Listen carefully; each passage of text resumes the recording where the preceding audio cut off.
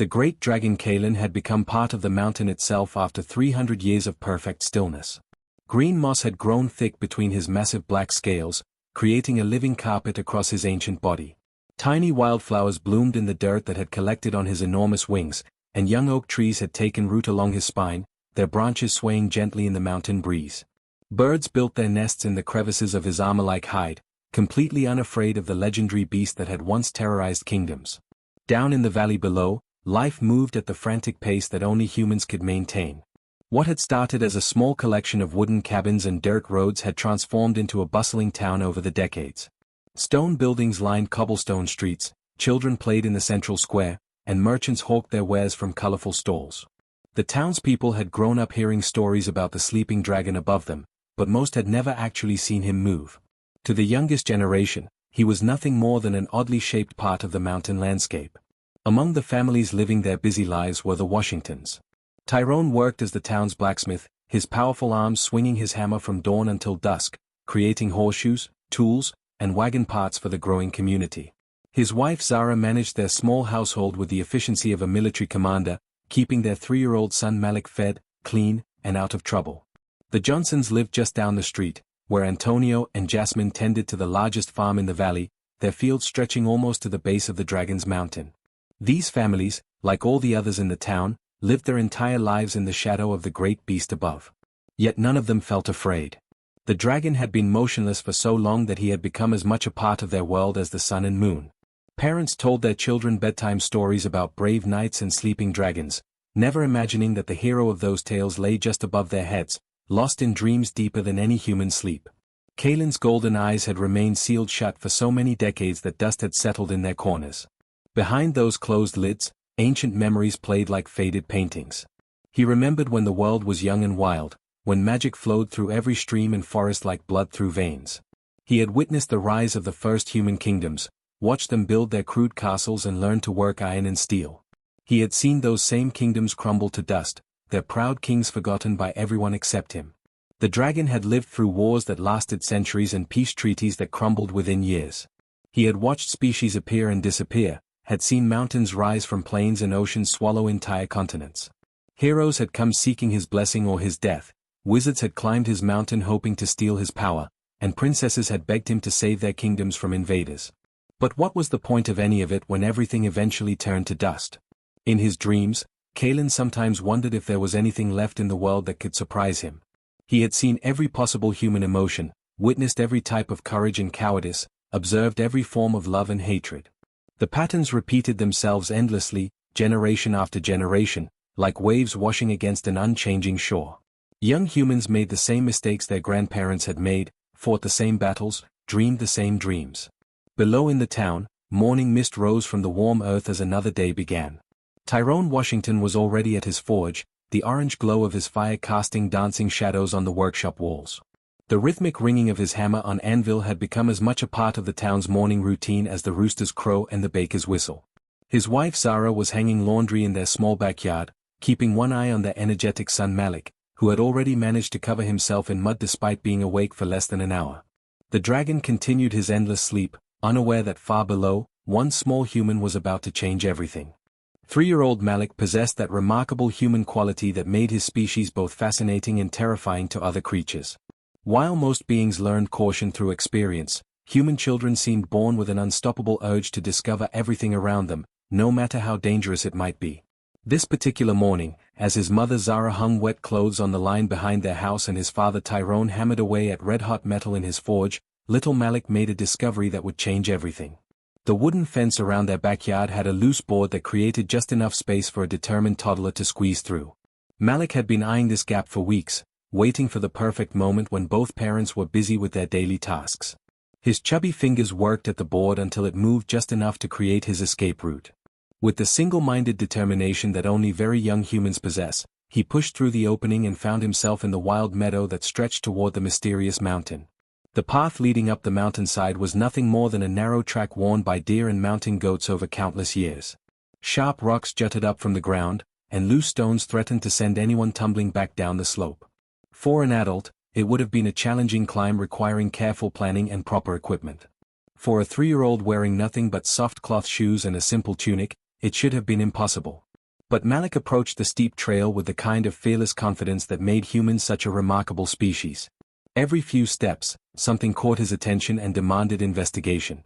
A bright yellow butterfly danced just out of reach, leading him further up the path as he giggled and stumbled after it. When the butterfly finally disappeared over a rocky ledge, Malik discovered a collection of smooth, colorful stones that absolutely had to be examined, tasted, and pocketed for later study.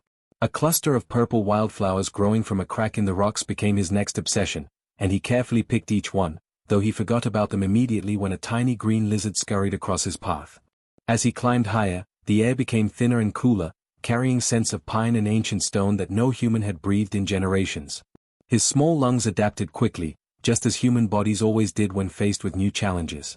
His legs, though short and unsteady, carried him over obstacles that would have stopped creatures twice his size. When he grew tired, he simply sat down wherever he was, examined his surroundings with intense curiosity, then got back up and continued climbing. Malik's vocabulary was limited to perhaps 20 words, most of them simple expressions of wonder and need. Wow was his favorite response to anything that impressed him, which was nearly everything. Big described anything larger than himself, which included most of the world. Up was both a request and a statement of intent, perfectly capturing his current mission. Despite his limited ability to express complex thoughts, his bright eyes held the unmistakable spark of intelligence and curiosity that had driven his species to explore every corner of their world. The mountain's permanent residents watched this unprecedented event with growing amazement. Ancient ravens, wise enough to remember the old stories about dragons and heroes, perched on high branches and cawed warnings that the small human completely ignored. Wild mountain goats, sure-footed masters of the treacherous terrain, paused in their grazing to stare at the tiny figure making his way up paths they considered challenging. Even the elemental spirits that dwelled in the stones and streams felt the disturbance this small being was creating in the mountain's ancient rhythms. No human had climbed this high in living memory. The last visitors to attempt the journey had been armored knights seeking glory, and they had turned back long before reaching even the halfway point.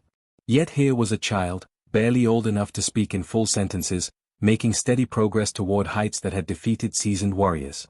Finally, Malik reached a wide plateau where the normal rules of the world seemed to bend and shift. Massive crystalline formations jutted up from the rocky ground like frozen lightning, glowing faintly with their own inner light. The air itself hummed with ancient magic, creating a sound like distant singing that most creatures found either terrifying or hypnotic. But Malik showed no fear of the supernatural energy surrounding him. Instead, he plopped down on the crystal-studded ground with typical toddler practicality, pulled off one small shoe, and began the serious business of removing a pebble that had been bothering his foot for the last 100 yards. The cave entrance stretched before little Malik like the open mouth of some unimaginably huge creature. Dark shadows seemed to swallow the sunlight completely just a few feet inside, creating a barrier between the bright, familiar world and whatever mysteries lay within. Most creatures approaching this place would have felt their instincts screaming warnings. The very air around the opening crackled with ancient power that had been building for centuries, creating an almost physical pressure that pushed against anyone who dared come near. But Malik possessed something that older, wiser beings had lost long ago. His 3-year-old mind hadn't yet learned to categorize the world into safe and dangerous, normal and magical, possible and impossible. To him, the yawning cave entrance wasn't a portal to terror and ancient power. It was simply the most interesting dark place he had ever seen, and it clearly needed to be explored immediately. His small feet made soft pattering sounds as he toddled into the cavern, his voice echoing off stone walls that had remained silent for longer than human memory. "Dark," he announced to the shadows, as if introducing himself to a new friend. "Cold," he added, noticing how the temperature dropped with each step deeper into the mountain's heart. "Big," he declared with obvious delight, his voice bouncing back to him from unseen heights and distances.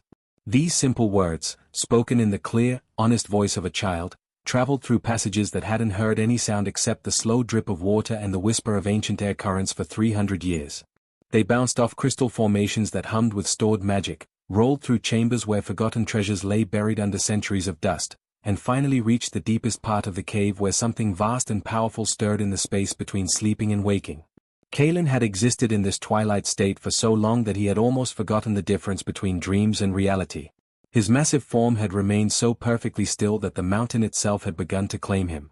Stalactites hung like stone icicles from the ceiling above him, formed drop by drop from the moisture in his slow, deep breathing. His scales had collected layers of mineral deposits that sparkled faintly in the darkness, making him look like a sculpture carved from the living rock itself. But something was different now. A new vibration in the air, carrying sounds that didn't belong to the eternal quiet of his resting place. A scent that spoke of sunshine and soap, of fresh bread and warm milk, of all the simple, wonderful things that made up a human child's world. Something impossibly small and wonderfully alive was approaching, bringing with it the kind of innocent energy that could wake even the deepest sleeper. Malik continued his journey through the winding passages, completely unaware that each step was taking him closer to a legend. His little hands traced along the smooth stone walls, marveling at how they seemed to glow with their own soft light. When the passage opened into a vast chamber, he stopped and craned his neck back, trying to see the ceiling that disappeared into darkness far above. "Wow," he whispered, the word carrying all the wonder that a young human could feel when faced with something beyond his understanding. Then he saw it. At first, his mind couldn't quite process what he was looking at. It was too big, too strange, too far outside anything he had ever experienced. But as his eyes adjusted to the dim light filtering through cracks in the stone high above, the shape began to make sense. A massive black snout, easily twice as tall as he was, rested against the stone floor. Smooth, dark scales covered its surface, each one larger than his entire hand. To any adult, the sight would have been terrifying beyond description. This was clearly the sleeping face of a dragon, a creature of legend and nightmare, something that could reduce armies to ash with a single breath. But Malik's young mind didn't have the knowledge to be afraid. Instead, he saw something that looked warm and peaceful, like the biggest, most interesting sleeping dog he could ever imagine. Without a moment's hesitation, he toddled closer to the enormous nostril. The scales were warm to the touch, heated by the slow fire that still burned deep within the ancient creature's chest.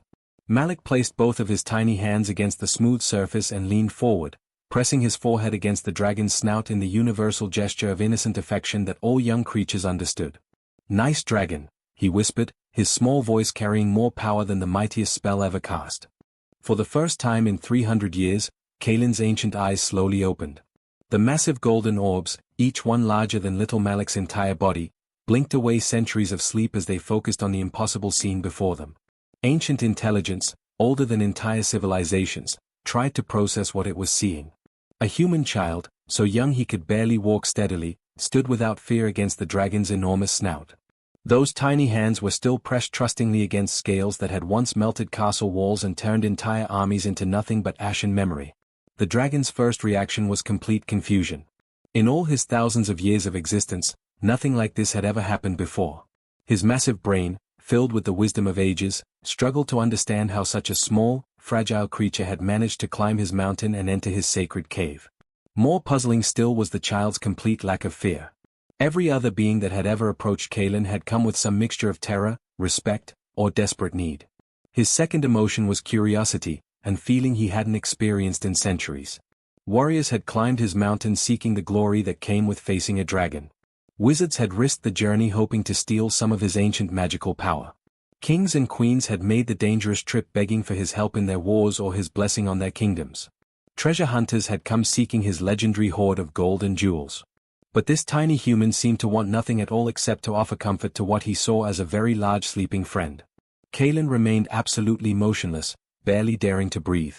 The slightest movement of his massive head could easily knock the child across the cave or worse. He had forgotten, after so many centuries of solitude, how precious and rare fearless trust could be. A warmth began spreading through his ancient heart that had nothing to do with the dragon fire that burned in his chest. This wasn't the fierce heat of anger or the blazing flames of battle. Instead, it was something much gentler but somehow infinitely more powerful. Malik, perfectly satisfied that his new friend was now awake and paying attention, began chattering away about his morning adventure. His vocabulary was still quite limited, but his tone was bright and animated as he described his journey up the mountain. He pointed excitedly at various parts of the cave, clearly expecting the enormous dragon to understand every word perfectly. And somehow, despite the vast differences between them, Kalen found that he did understand. The pure joy in the child's voice as he babbled about butterflies and pretty rocks, the wonder that lit up his face as he looked around the magical cave, the complete trust he showed in approaching such a massive creature, all of this awakened something deep within the dragon's soul that he had thought was lost forever. He had forgotten that the world could still hold such simple, honest emotions. Moving with incredible care and slowness, Kalen began to lower his enormous head until one golden eye was level with the toddler. The movement took nearly a full minute as the dragon fought to control muscles that hadn't been used in centuries. Malik giggled with delight at this development and immediately reached out to pat the dragon's snout again, completely unimpressed by the fact that he was casually touching a being of immense power and age. The child's small hand felt like nothing more than a butterfly landing on the dragon's scales, but the gesture carried more weight than the mightiest sword blow. Here was a creature that saw past his fearsome reputation, past the legends and stories that made grown warriors tremble. Malik simply saw a friend who had been sleeping alone for far too long. Big friend, Malik announced with obvious satisfaction, as if he had just solved the world's most complicated puzzle. To his young mind, it really was that simple. He had found someone who seemed lonely, so he had offered friendship. The fact that his new friend happened to be a legendary dragon larger than most buildings didn't change the basic equation at all. Kalen felt something shift deep within his ancient heart, like ice breaking apart after the longest winter in history. The weight of little Malik's innocent acceptance settled over Kalen's ancient soul like warm sunlight breaking through clouds after the longest, coldest winter imaginable. For 300 years, the dragon had existed in a world where every creature that approached him came with fear, greed, or desperate need. Kings had trembled before him while begging for his aid. Warriors had challenged him to prove their courage, their hands shaking as they gripped their swords. Wizards had tried to trick him or steal from him, their eyes gleaming with hunger for his power. But this small child saw none of that. To Malik, Kalen wasn't a legendary monster whose very name struck terror into the hearts of nations. He wasn't a creature to be feared, conquered, or used. He was simply a very large friend who had been sleeping alone for far too long and needed someone to keep him company. The pure simplicity of that perception cut through thousands of years of bitterness and world-weary cynicism like a sword through silk.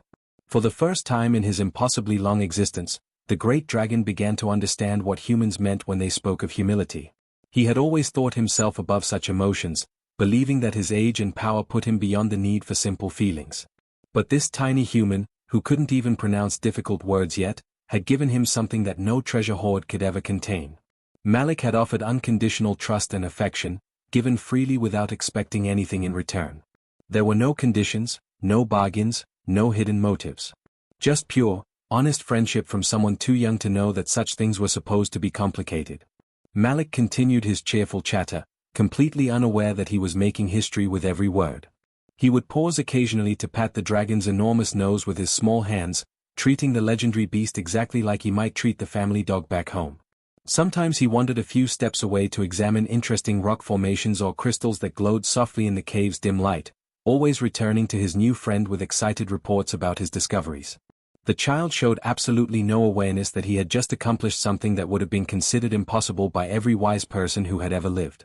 He had awakened not just a sleeping dragon, but something much deeper and more important within that ancient heart. He had reminded a being older than memory that life still held wonders worth experiencing, connections worth making, and reasons to care about the world beyond himself. Kalen watched the small human with growing amazement, his golden eyes following every movement as Malik explored the cave with boundless curiosity. The dragon's massive mind, which had spent centuries analyzing the complexities of existence and finding them all wanting, began to see the world through fresh eyes. Everything that had seemed pointless and repetitive suddenly held new meaning when viewed through the lens of innocent wonder. After long moments of careful consideration, Kalen made his decision. Moving with the slow majesty of mountains shifting or tides changing, the great dragon began to lower his enormous head. The movement was deliberate and ceremonial, each inch calculated with the precision of someone performing a sacred ritual. Lower and lower he went, until finally his massive snout touched the stone floor of the cave in a gesture that no living being had ever witnessed before. This was a bow of respect and gratitude from one of the most ancient and powerful creatures in existence to the smallest and most vulnerable. It was an acknowledgement that wisdom didn't always come with age, that power wasn't the most important thing in the world, and that sometimes the greatest teachers came in the most unexpected packages. Malik clapped his hands with pure delight, completely missing the historic significance of the moment but understanding perfectly that his friend was playing a wonderful new game. "Down. Friend down," he declared happily, then rushed forward to wrap his tiny arms around as much of the dragon's massive head as he could manage, squeezing tight with all the fierce affection that only a 3-year-old could offer. As Kalen held his position of honor, feeling those small arms trying to hug something far too large to embrace, the last walls of his world-weary isolation finally crumbled away. The mountain itself seemed to sense the change, humming with new energy as its ancient guardian stirred fully awake and ready to engage with life again.